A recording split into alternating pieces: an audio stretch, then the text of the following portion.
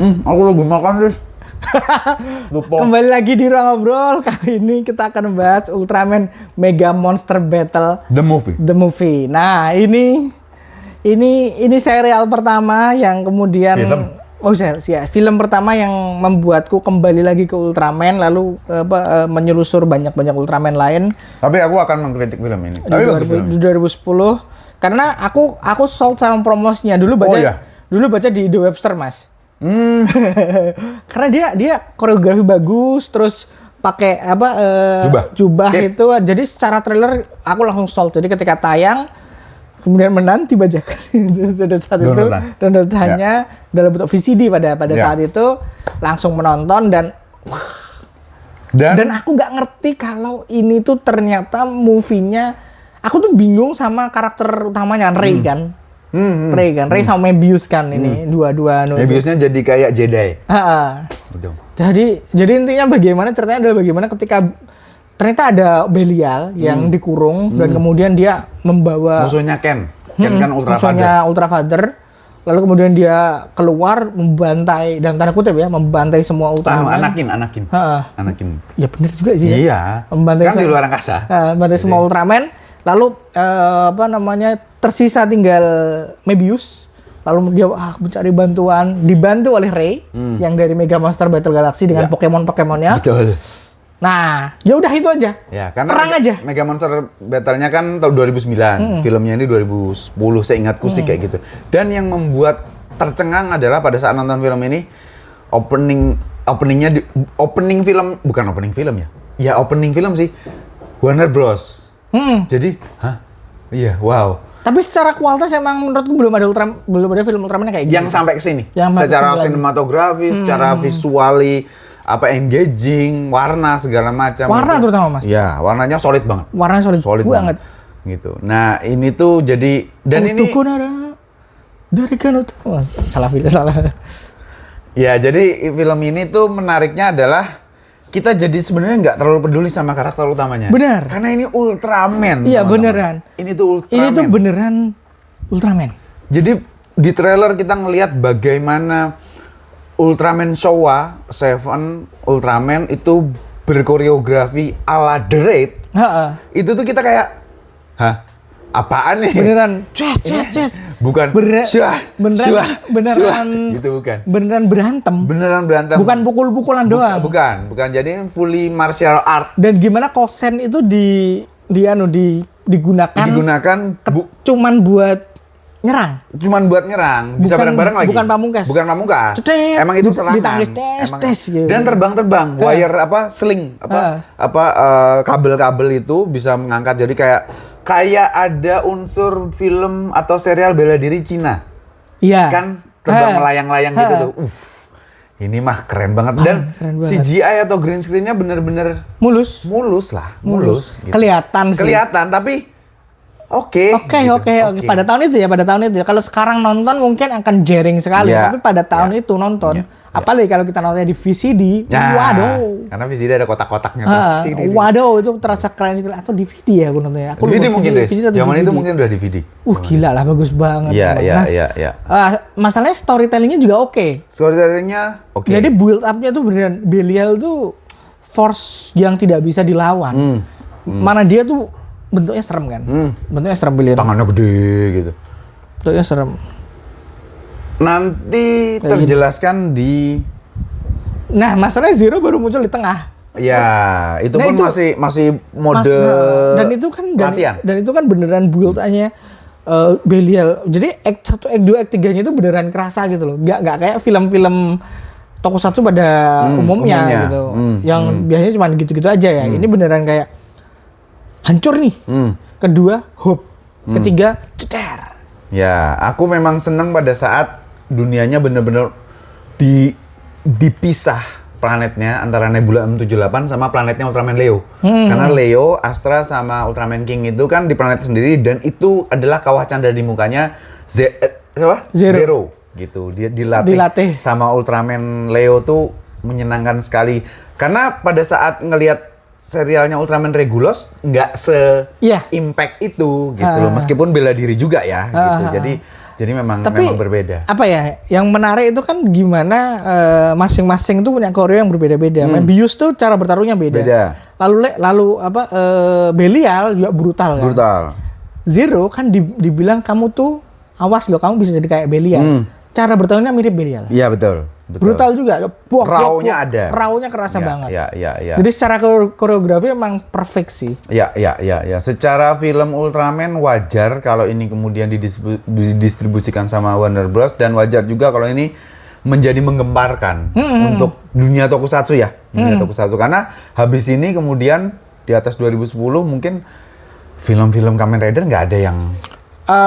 kemudian mencoba diulangi lewat Saga, Mas. Ultraman Saga. Tapi Ultraman Saga itu beneran jadi lebih dibandingkan telling story, lebih kerasa fan service sih. Ya, karena ada Haruno Musashi, ada apa yang membuat Daina itu siapa? Asuka. Apa yang membuat Mega Monster Galaxy Battle the Movie itu susah? Habis itu kan ada Revenge of Belial, ada apa? Ya. Yang Belial bangkit lagi kan? Itu aku nggak. Kurang juga, karena fokusnya adalah bukan menceritakan cerita, tapi fokusnya adalah memberikan fan service. Ya. Dicoba masukin hal-hal yang siapa yang bisa ikut nih, kayak gitu. Sedangkan Mega Monster Battle itu beneran pure cerita. Ya, kita jadi kayak benar-benar planet Ultra tuh gini. Dulunya tuh gini. Dulunya tuh ada banyak bentuknya macam-macam gitu. Itu tuh kayak udah puncak ya. Ya, itu udah puncak. Kalau Ultraman tamat di sini nggak apa-apa. Dan kita udah ngelihat sebagai pengikut serial Ultra dari zaman Bahayata Showa. Kita ngelihat 6 Ultraman bersaudara menggunakan cape itu, mereka udah kayak jenderal besar tuh udah. Wah, puas banget sih. Dan mana nggak diulang lagi. Iya sih, diulang. Kapan? Ultra Galaxy Fight yang movie itulah. Itu kan turunannya ini kan, turunannya tanpa ada orang-orang tuh loh. Iya sih. Itu diulang gitu. Jadi cuman apa ya? Kritik terbesarku adalah Zero itu tanpa kita tahu gimananya dia menjadi satu-satunya karakter yang bisa mengimbangi Belial gitu. Bahwa secara formula shonen mah nggak ada masalah. Emang begitu gitu. Tapi kan itu membuatku ngerasa bahwa apa iya 6 Ultraman bersaudara plus Ultra Father itu selemah itu gitu. Imbasnya adalah kita disuguhkan emang dendam kesumat yang luar biasa sudah memuncak dan sudah mengakar. Jadinya emang semuanya diluluhlantakan sama si Belial. Dan kita tuh ngerasa pada saat nonton bahwa aduh siapa sih yang bisa ngalahin Belial gitu. Nah itu shonennya tuh di situ gitu loh. Cuman pada saat nonton yang kedua kalinya Zero-nya berasa Deus Ex Machina ya? Iya. Meskipun nggak sebegitunya karena dia juga kesulitan untuk ngalahin Belial. Dibantuin juga kan? Ada IP lama, Mirrorman, terus yang kemudian jadi Zero Squad itu kan? Ya, ada 3 kan? Ada 3 kalau nggak salah gitu.